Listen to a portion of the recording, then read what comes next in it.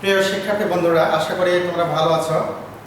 তো আজকে আমি তোমাদের দশম শ্রেণীর হিসাব বিজ্ঞান থেকে একাদশ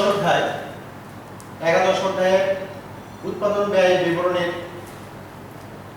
আমি যে সমস্যাগুলো দেওয়া আছে সেগুলো সমাধান করার চেষ্টা করব।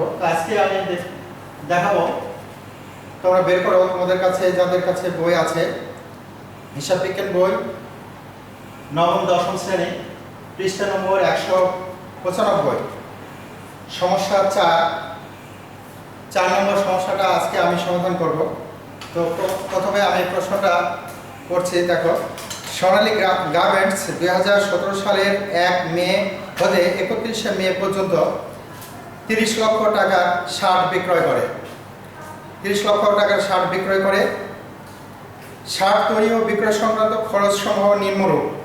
এখানে যে খরচগুলো দেওয়া আছে, খরচের মধ্যে আছে কাপড় ক্রয় 4,20,000 টাকা, বোতাম ও অন্যান্য সামগ্রী ক্রয় 42,000 টাকা, অব্যবহৃত কাপড়ের মূল্য 65,000 টাকা, তৈরি শার্টের প্রারম্ভিক মজুদ 1,45,000 টাকা, শ্রমিকদের মোট মজুরি 12 লক্ষ টাকা, কারখানার আনুষঙ্গিক খরচ 52,000 টাকা, টেলিফোন ও বিদ্যুৎ বিল 9,000 টাকা, পরিবহন খরচ 11,500, প্রারম্ভিক চলতি কার্য 72,000 টাকা, তৈরি শার্টের সমাপনী মজুদ 1,05,000 টাকা, শোরুমের ভাড়া 21,300 টাকা, অফিস ভাড়া 18,000 টাকা, বিক্রয় কর্মীর কমিশন 25,000 টাকা। এখানে ক নম্বরে বলা হয়েছে উপযুক্ত তথ্য হতে ব্যবহৃত কাঁচামালের ব্যয় নির্ণয় করো। খ নম্বর সোনালী গার্মেন্টসের বিক্রিত শার্টের ব্যয় নির্ণয় করো। আর গ নম্বরে বিক্রিত পণ্যের ব্যয় 18,50,000 টাকা ধরে মুনাফা বা ক্ষতি নির্ণয় করো। তো আমরা প্রথমে ব্যবহৃত কাঁচামালের ব্যয় নির্ণয় করব। এর আগেও আমি ক্লাসে আলোচনা করেছি যে উৎপাদন ব্যয় বিবরণীতে প্রথমে যে কাঁচামাল থাকবে প্রারম্ভিক কাঁচামাল, সেই প্রারম্ভিক কাঁচামালের সাথে যদি কোনো কাঁচামাল ক্রয় থাকে তাহলে ক্রয়টা যোগ করব, ক্রয় পরিবহন থাকলে ক্রয় পরিবহনটাও যোগ করব, আর অব্যবহৃত কাঁচামাল যদি থাকে, সমাপনী কাঁচামাল থাকে, তাহলে সেটা আমরা বাদ দেবো। বাদ দিলে আমরা ব্যবহৃত কাঁচামালের ব্যয় পাবো। তাহলে আমরা প্রথমে 4 নম্বর প্রশ্নের ক নম্বর সমস্যার সমাধান করব। 4 নম্বর প্রশ্নের ক, এখানে চাওয়া হয়েছে যে ব্যবহৃত কাঁচামালের ব্যয় নির্ণয়। ব্যবহৃত কাঁচামালের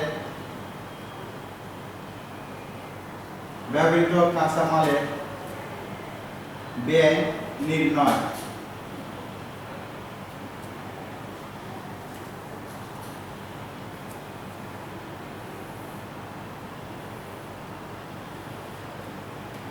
তাহলে ব্যবহৃত কাঁচামাল এখানে কি আছে? কাপড় ক্রয় আছে 4,20,000 টাকা। এরপর আছে পরিবহন খরচ 11,500 টাকা, আর অব্যবহৃত কাপড়ের মূল্য আছে। তাহলে কাপড় ক্রয়ের সাথে আমরা পরিবহন যোগ করব, অব্যবহৃত কাপড়ের মূল্য বাদ দেব। তার প্রথমে আমরা লিখব বিবরণ টাকা।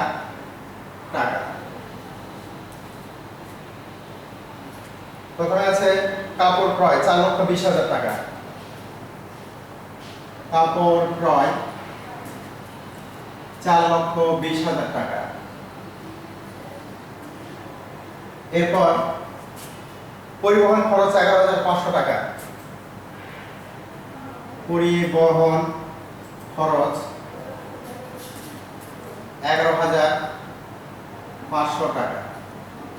তাহলে 20 আর 11 4,31,500 টাকা। আর অব্যবহৃত কাপড়ের মূল্য আছে 65,000 টাকা। আমরা বাদ দেব, বা অব্যবহৃত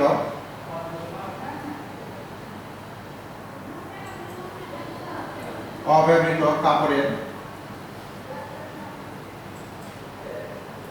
মূল্য। অব্যবহৃত কাপড়ের মূল্য 65,000 টাকা। এই 65,000 টাকা আমরা যদি বাদ দিই তাহলে এখানে 500, 5 আছে কত হলো 11, 6 হাতে 1, 7 আছে কত 13, 3,66,500। এই 3,66,500 এটি আমাদের ব্যবহৃত কাঁচামালের ব্যয়। ব্যবহৃত কাঁচামালের ব্যয়।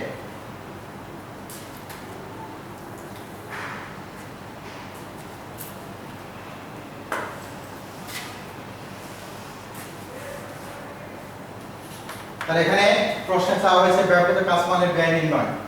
কাঁচামালের ব্যয় আমরা কিভাবে নির্ণয় করলাম? প্রথমে যে কাঁচামালের ক্রয় আছে, আমাদের প্রারম্ভিক কোনো কাঁচামাল নেই এখানে, যেহেতু প্রারম্ভিক নাই সেজন্য আমরা প্রথমে যে ক্রয়টা হলো সে ক্রয়ের সঙ্গে পরিবহন খরচটা যোগ করলাম। 4,20,000, পরিবহন খরচ 1,500, তাহলে 4,31,500। আর অব্যবহৃত কাপড়ের মূল্য ছিল 65,000 টাকা। তো অব্যবহৃত মূল্য বাদ দিলে আমরা বের করলাম 3,66,500। এই 3,66,500 হলো ব্যবহৃত কাঁচামালের ব্যয়। এরপরে খ নম্বরে বলা হয়েছে সোনালী গার্মেন্টসের বিক্রিত শার্টের ব্যয় নির্ণয় করো। তো বিক্রিত শার্টের ব্যয় নির্ণয়, এটা আমরা ব্যয় বিবরণী থেকে আমরা করব।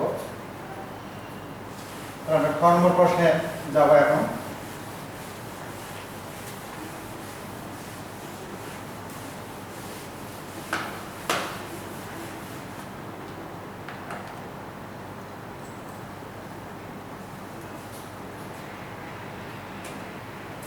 চারের খ নাম্বার, চারের খ,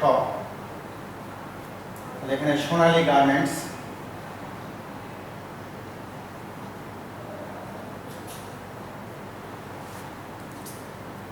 সোনালী গার্মেন্টস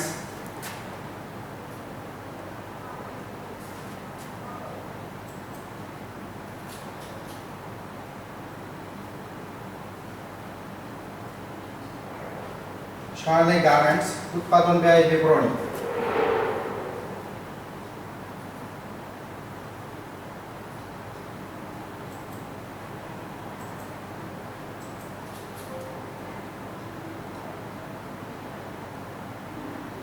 উৎপাদন ব্যয় বিবরণী 31 মে 2017 সালে।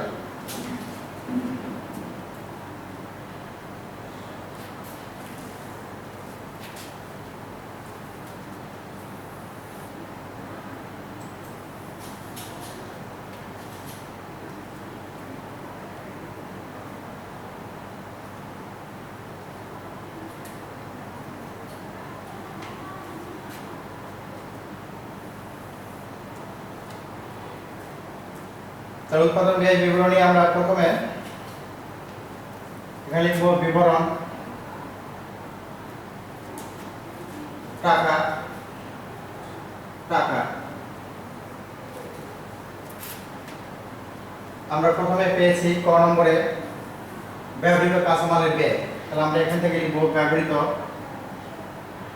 ব্যবহৃত কাঁচামালের ব্যয়। এটা আমরা কতে বের করেছি, লিখব ক হতে। তাহলে কতে আমরা পেয়েছিলাম 3,66,500। 3,66,500 ব্যবহৃত কাঁচামালের ব্যয়। কাঁচামালের সাথে যদি প্রত্যক্ষ খরচ যোগ করা হয় তার মুখ্য ব্যয় বের হয়। তাহলে আমরা লিখব যোগ প্রত্যক্ষ খরচ, যোগ প্রত্যক্ষ খরচ, এটা আমরা হেডলাইন দিলাম। তো প্রত্যক্ষ খরচের মধ্যে এখানে বলা হয়েছে শ্রমিকদের মোট মজুরি 12 লক্ষ টাকা। শ্রমিকদের মোট মজুরি 12 লক্ষ টাকা। আমরা লিখব শ্রমিকদের মোট মজুরি 12 লক্ষ টাকা। 3,66,500 আর 12 লক্ষ যোগ করলে 12 আর 3 15,66,500। এই 15,66,500 এটার নাম মুখ্য ব্যয়। মুখ্য ব্যয়। আমরা মুখ্য ব্যয় পেয়ে গেলাম 15,66,500। মুখ্য ব্যয়ের সঙ্গে যদি আমরা কারখানার যে খরচগুলো হয় তার নাম হলো কারখানা উপরিব্যয়। কারখানা উপরিব্যয় যোগ করলে আমরা পাবো উৎপাদন ব্যয়। তাহলে আমরা এখন হেডলাইন দেব যোগ কারখানা উপরিব্যয়, যোগ কারখানা উপরিব্যয়।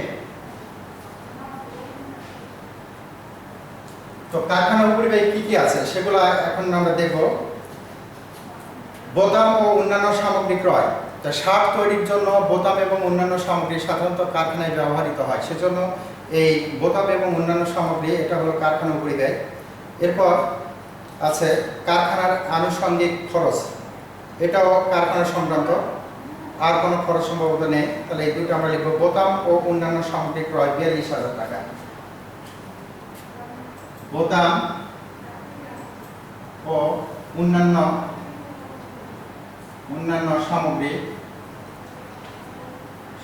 ক্রয়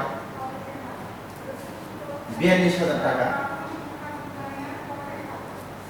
42,000 টাকা। এরপর কারখানার আনুষঙ্গিক খরচ 52,000 টাকা। কারখানার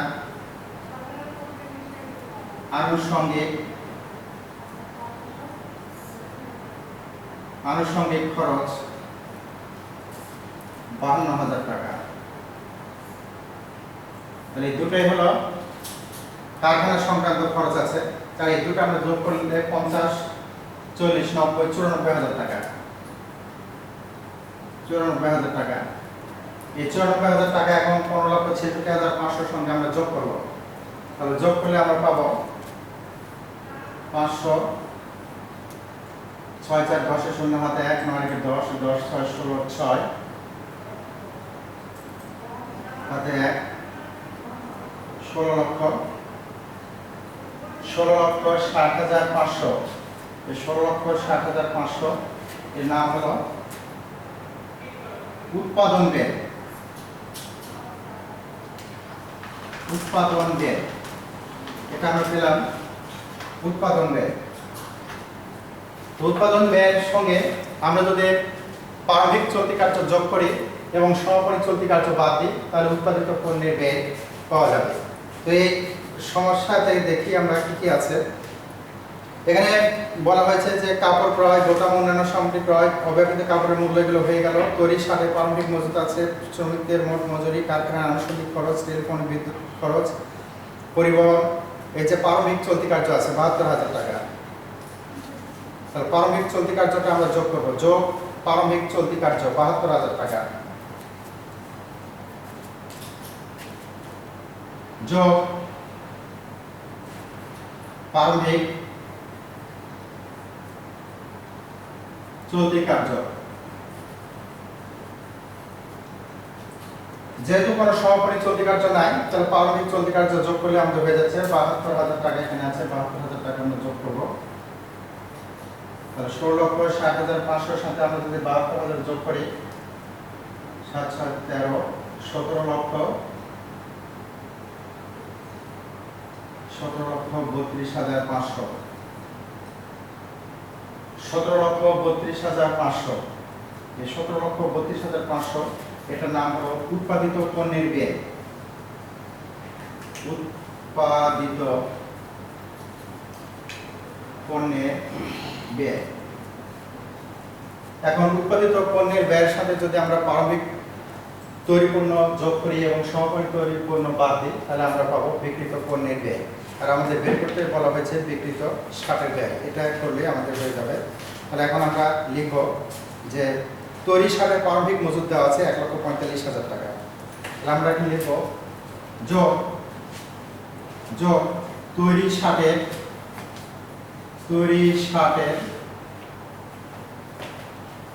প্রারম্ভিক মজুত।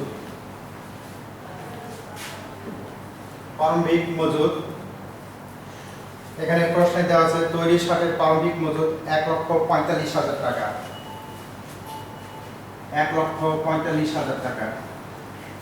এই 1,45,000 টাকা যদি আমরা যোগ করি তাহলে 500 7 4 3 7 8 1 18,77,500 টাকা। এখান থেকে আমরা বাদ দেব তৈরি শার্টের সমাপনী মজুদ 1,05,000 টাকা, বা তৈরি শার্টের সমাপনী মজুদ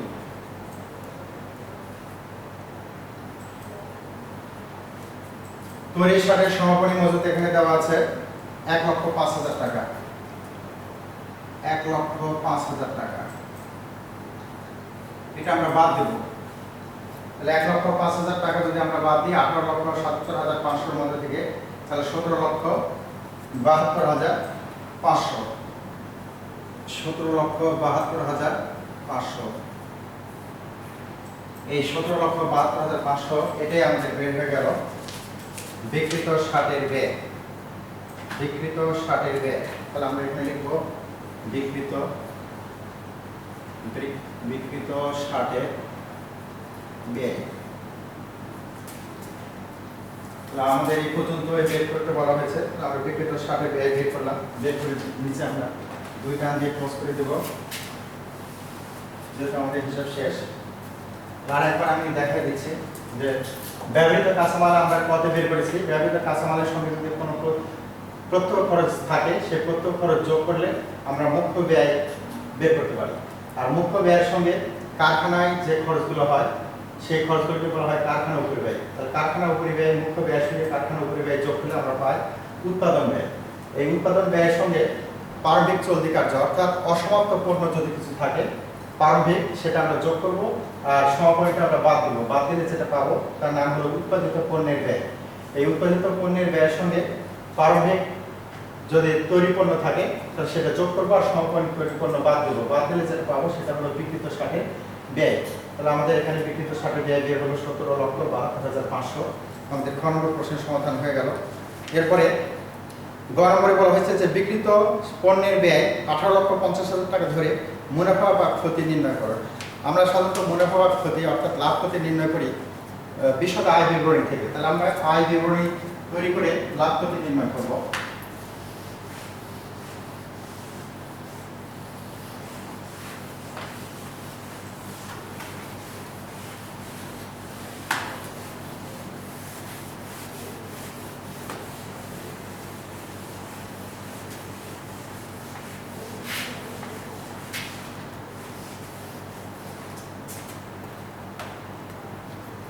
সোনালী গার্মেন্টস আয় বিবরণী।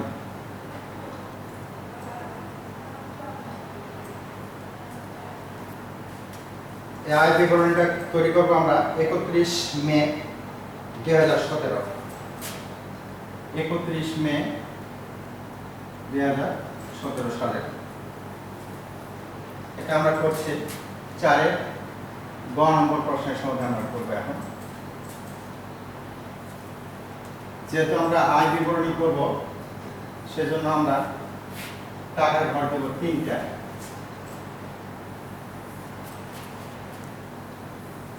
তাহলে প্রথমে আমরা লিখব বিবরণ টাকা, টাকা, টাকা।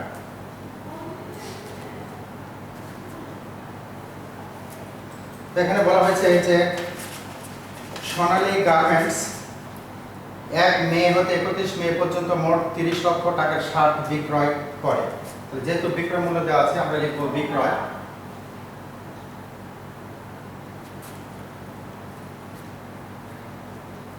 বিক্রয় দেওয়া আছে 30 লক্ষ টাকা, আমরা দ্বিতীয় ঘরে লিখব 30 লক্ষ টাকা। আর প্রশ্নে দেওয়া আছে বিক্রিত পণ্যের ব্যয় 18,50,000 টাকা, বা বিক্রিত পণ্যের ব্যয়। এটা প্রশ্নে প্রদত্ত, প্রশ্ন হতে এখানে প্রশ্নে দেওয়া আছে 18,50,000 টাকা, 18,50,000 টাকা। এখানে 30 লক্ষ 18,50,000 টাকা।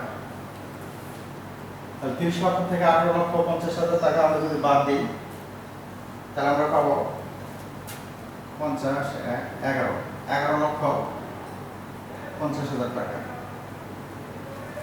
এই 11,50,000 টাকার নাম হলো মোট মুনাফা।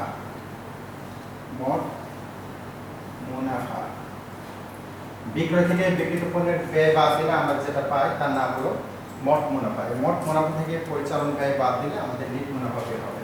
তাহলে আমরা হেডলাইন দেব বা পরিচালন ব্যয়।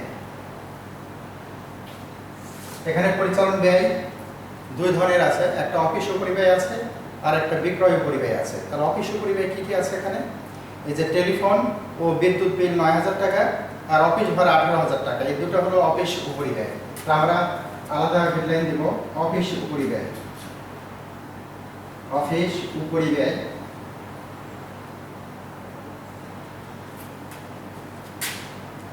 পরিচালন ব্যয়ের মধ্যে আছে অফিস উপরিব্যয়। অফিস উপরিব্যয়ের মধ্যে আবার আছে টেলিফোন ও বিদ্যুৎ বিল। টেলিফোন ও বিদ্যুৎ বিল 9,000 টাকা আমরা প্রথম ধরে লিখলাম। এরপরে আছে অফিস ভাড়া 18,000 টাকা। অফিস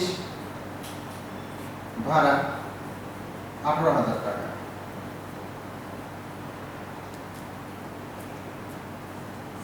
তাহলে এই দুটা যোগ করলে আমরা পাবো 18 আর 9 যোগ করলে 27,000 টাকা। এটা আমরা পেলাম অফিস উপরিব্যয়। এরপর আছে বিক্রয় সংক্রান্ত। তাহলে বিক্রয় উপরিব্যয় আমরা হেডলাইন দেব বিক্রয় উপরিব্যয়। বিক্রয় উপরিব্যয় এই বিক্রয় উপরিব্যয়ের মধ্যে আর কি কি আছে আমরা দেখব। বিক্রয় উপরিব্যয়ের মধ্যে আছে এই যে শোরুমের ভাড়া 21,300 আর বিক্রয় কর্মীর কমিশন 25,000 টাকা। শোরুমের ভাড়া 21,300, শোরুমের ভাড়া 21,300 আর বিক্রয় কর্মীর কমিশন, বিক্রয় কর্মীর কমিশন দেওয়া আছে 25,000 টাকা। আমি যদি যোগ করি তাহলে 46,300 টাকা।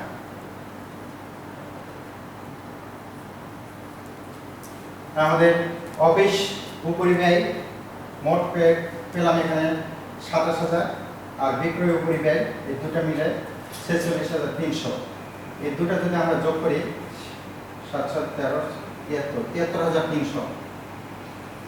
73,300 এই 73,300টা হলো মোট পরিচালন ব্যয়। মোট পরিচালন ব্যয় আমরা পেলাম 73,300। 73,300 11,50,000 মধ্যে বাদ দেব। বাদ দিলে আমরা পাবো 700 এখানে 4 6 7 0 1 10,76,700। এই 10,76,700 এটাই আমাদের মুনাফা, নেট মুনাফা। নেট মুনাফা বা পরিচালন মুনাফা, নেট অথবা পরিচালন মুনাফা।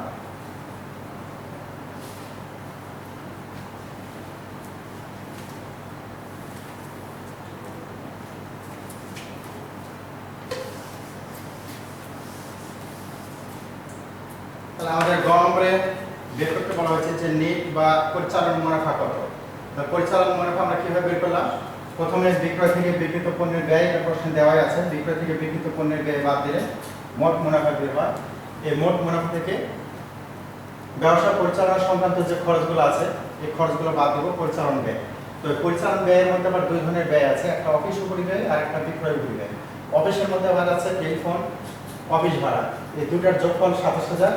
আবার বিক্রয় উপরিব্যয়ের মধ্যে আছে শোরুম ভাড়া, বিক্রয় কর্মীর বেতন, এই দুটার যোগফল 46,300। তাহলে এই দুটো আবার যোগ করলে আমাদের মোট পরিচালন ব্যয়ের পরিমাণ বের হয়ে গেল 73,300। এই 73,300 মোট মুনাফা থেকে বাদ দিলে আমরা নিট মুনাফা বা পরিচালক মুনাফা বের করলাম। তো এরকমভাবে পরবর্তী যে সমস্যাগুলো দেওয়া আছে এই সমস্যাগুলো এরকমভাবে আমরা সমাধান করতে পারবো। আর এইভাবে তোমরা পরের যে প্রশ্নটা দেওয়া আছে তোমরা বাড়ির কাজ করবে, SW করবে। এটা 196 পৃষ্ঠার 5 নাম্বার যে সমস্যা দেওয়া আছে 5 নাম্বার। আর পরবর্তীতে যদি কোনো আবার ক্লাস নিই আবার অন্য কোনো অধ্যায় বা অধ্যায় আলোচনা করলে সেই ক্ষেত্রে আমি আবার আলোচনা করবো। আর ততক্ষণ তোমরা সুস্থ থাকো, নিরাপদে থাকো। সবাইকে ধন্যবাদ।